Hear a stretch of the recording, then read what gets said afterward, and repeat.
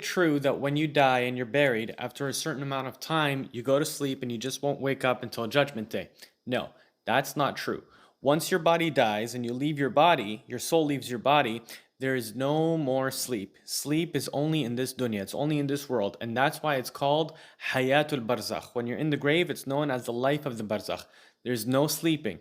And here, it's either a glimpse of paradise or it's a ditch of the fire. Wal billah. And in the barzakh, you are either one of three different people.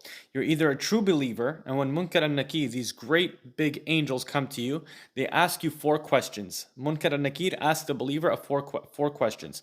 First is, Mar Rabbuk, who is your Lord? What is your religion? Who is the man that was sent to you? And how do you know all of this? The believer responds, Rabbi Allah, my Lord is Allah. Islam is my way. Muhammad sallallahu alaihi wasallam was the man that was sent to me, and my knowledge is the Quran.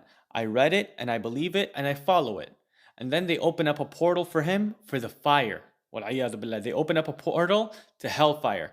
And they say this would have been your place had you rejected. But then it's closed off and it's sealed and it's never opened up for that specific person ever again. Then they open up another portal, but this one is for Jannah. This one is for paradise. And they say, this is what is waiting for you. And because he's so excited after seeing what's waiting for him in Jannah and paradise, he says, Rabbi aqim as-sa'a, Rabbi aqim as-sa'a. Ya Allah, make the final hour happen, make the final hour happen. So that's the first category. The second category is a disbeliever, a kafir, a hypocrite. Munkar and Nakir, they come and they ask him only three questions, not four, like the believer. They ask him three questions. Mar Rabbuk, who is your Lord? What is your religion? Who is the man that was sent to you? And to each one, you jawib, ha, la adri, ha, I don't know. Who is your Lord? Ha, I don't know. He's stuttering, he's scared, he's terrified. He doesn't know. And the angels say to him, you did not know, but you didn't answer. Or sorry, they say, you did know, but you did not answer. Then they strike him over the head with a blow by a hammer that is so strong to the point that he screams out in such pain, in such agony that everything in creation except for the living jinn and the living human beings, they all hear it except for the human beings and the jinn. Animals hear it. We don't even hear it. Then they open up a portal for him to paradise and they say, this would have been what is waiting for you if you only believed. Then it's closed off for him and it's never to be opened up ever again. Then a portal of hell is opened up for him and he gets a small whiff. He gets a small glimpse of the heat, the pain, the torture, and he says, Ya Allah, don't allow the final hour to happen. Don't allow the final hour to happen. He knows where he's going to end up. And as for the third person, the third category is a disobedient believer.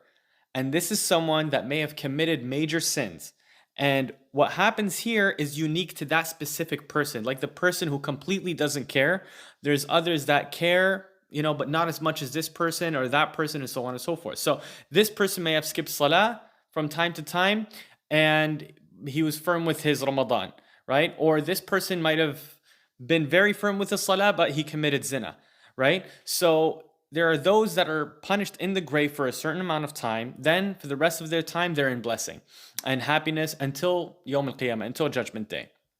Then there are those that are going to be punished for the whole time they're in their grave. They will be punished on Judgment Day in hell, wal-'iyadhu billah, and after that they go to paradise. Because it depends on how many sins they had done and how big, how colossal those sins might have been in the dunya had they not made tawbah before they had died, right? Things like shirk, things like zina, alcohol, being bad to your parents, magic, backbiting, and so on.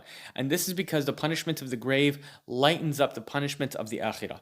Now, some people may ask, is it true that in the grave, people walk around and talk with each other? This is something that some of our scholars mention, but there's nothing really solid. There's nothing really 100% firm about this because this has to do with ghaibiyat. This has to do with the unseen realm because this is something that only Allah subhanahu wa ta'ala knows. But ultimately, we got to know that a believer is busy being blessed and a disbeliever is being punished.